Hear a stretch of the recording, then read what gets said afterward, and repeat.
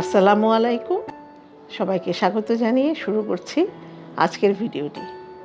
আজকের ভিডিওটিতে থাকবে একটি ইটাজিমি শিবরি টাইরে ডিজাইন কিভাবে করবেন এবং ইটাজিমি শিবরি টাইডাই কি।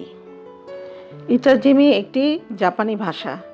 এর আক্ষরিক অর্থ হচ্ছে কি বোর্ড ক্ল্যাম্পিং, অর্থাৎ শিবরির একটি কৌশল হচ্ছে যা বিশেষ আকারের কাঠের টুকরো বা প্লাস্টিকের কোনো শেপ বা কাঠের কোনো শেপ দিয়ে কাপড়ের ভাঁজে ডিজাইন করা হয়। তো দেখুন যে কাপড়টি কিন্তু টাই করার আগে ভালোভাবে ধুয়ে নিতে হবে। তারপর এই যে কাপড়টিকে বারবার ভাঁজ করে নিব, অর্থাৎ অ্যাকর্ডিয়ন ফোল্ডিং বা ফ্যান ফোল্ডিং বা পাখা ভাঁজ করে নিলেই কিন্তু এটা একটা শেপে আকৃতি আসবে। এবং এটাকে আমি আজকে একটি ট্রায়াঙ্গেল শেপে আপনাদের দেখাবো এবং একটি কাঠের টুকরো ব্যবহার করে। তো এই যে দেখতে পাচ্ছেন যে আজকে আমি যে ট্রায়াঙ্গেল শেপটা দিচ্ছি, এভাবে করে এটাকে বর্গাকৃত দেওয়া যাবে, রেক্ট্যাঙ্গেল শেপেরও দেওয়া যাবে। এই কৌশলটাই আজকে আমি আপনাদের দেখাচ্ছি। এবং এই যে এভাবে ভাঁজ করে নিয়ে এটাকে আমরা একটি কাঠের টুকরোর মাধ্যমে দেখাবো। তো এই ভিডিওটি তো আপনাদের জন্য আমি তৈরি করি, আমি যে হাতের কাজগুলি পারি এটা শুধু আপনাদের জন্য, কারণ এই ভিডিওটি দেখে যদি কারো কয়েকজনের উপকার হয় তাহলেই আমার সার্থকতা।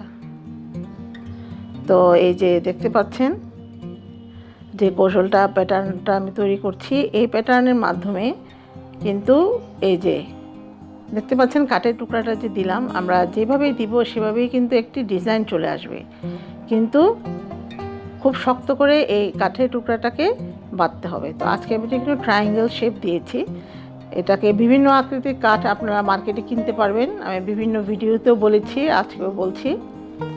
তো এই যে দেখুন আমি একটি কাপড়ের ক্লিপ দিয়েছি, কিন্তু খুবই শক্ত করে বাঁধতে হবে, তা না হলে যখন আমরা রঙে ডুবাবো তাহলে কিন্তু পুরাটুকুই রং হয়ে যাবে আর ভালো ডিজাইন আসবে না। শক্ত করে বেঁধে নেবেন। এবং এই ইটাজিমি শিবরি টাইটা যখন আমরা করব অবশ্যই কিন্তু ন্যাচারাল ডাই এবং ভ্যাট কালারে করব।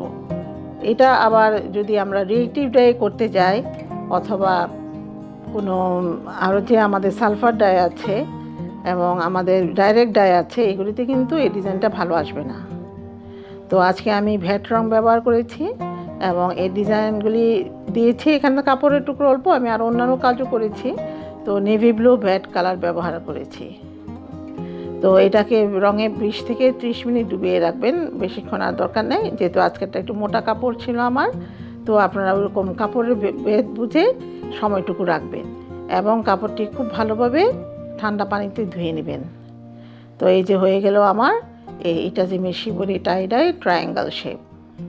তো এই ট্রায়াঙ্গেল শেপ দিয়ে কিন্তু আমরা বিছানা চাদর তৈরি করতে পারি, আমরা পর্দা তৈরি করতে পারি, জামা তৈরি করতে পারি। আজকে একটি আমি কুশন কাভারের কাপড় তৈরি করেছি।